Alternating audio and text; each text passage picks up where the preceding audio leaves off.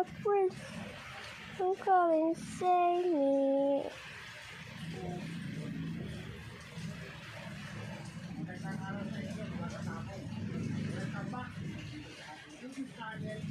Oh, wait.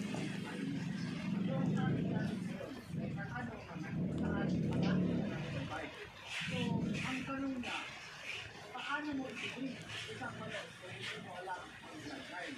So, napaka-interesting topic, ano? So, paano mo nga naman i-bring isang manok kung hindi mo siya kilala? Paano mo siya papalayin kung hindi mo siya kilala?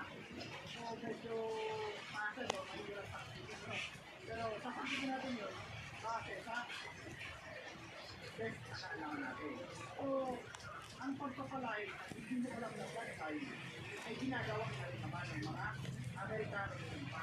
Kasi ang mga manok dito sa Pilipinas, galing sa pagbuo sa Amerika.